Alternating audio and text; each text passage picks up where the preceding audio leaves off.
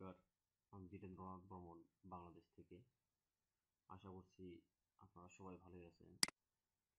আমিও অনেক ভালো আছি। তো চলুন দেখা যাক আজকের পর্বে আপনাদের সাথে কী কী থাকতেছে। প্রথমে ফটোশপটি ওপেন করুন, এরপর Ctrl+N চেপে একটি নতুন ফাইল নিন।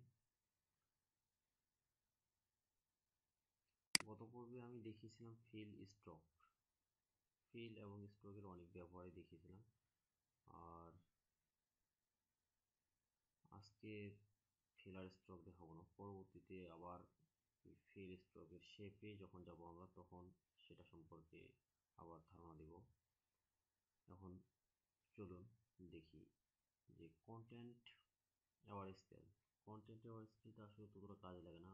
আমরা এখন দেখব পাপেট ওয়ার্কটাও তেমন কাজে লাগে না।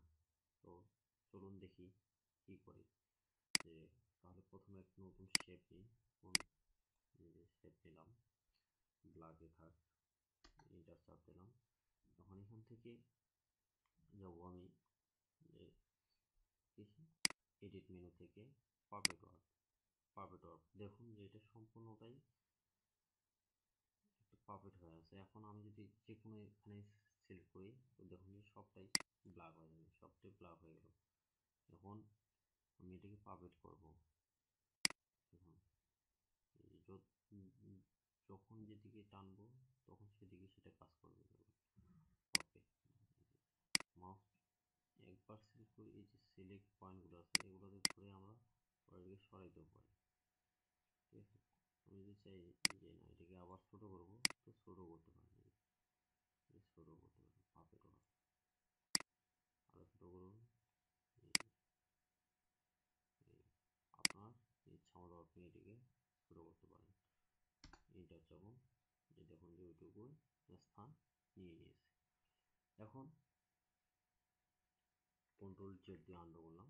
আন্ডু করার পরে আবার দেখুন যে এডিট মেনুতে গেলাম। এডিট মেনুতে ফ্রি ট্রান্সফর্ম করার অর্থ হলো যে আমরা এটাকে বিভিন্ন অ্যাঙ্গেলে ঘুরাইতে পারি। ফ্রি ট্রান্সফর্ম, মানে ফ্রিলি ট্রান্সফর্ম করা যায় যেটা, সেটা হচ্ছে ফ্রি ট্রান্সফর্ম।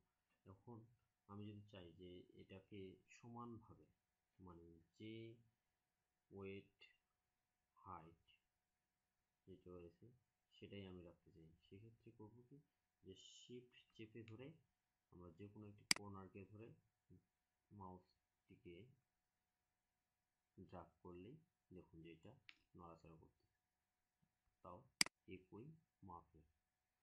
ঠিক আছে, তো দেখুন যে ট্রান্সফর্ম আমরা এভাবেই করতে পারি। আবার যদি চাই যে এটাকে আমরা রোটেটও করতে পারি, যে অ্যাঙ্গেল যতটুকু ইচ্ছা ঠিক ততটুকুই করতে পারি। ধন্যবাদ ভিডিওটি দেখার জন্য। Please subscribe my channel to see more video, share, like and comment. Thank you.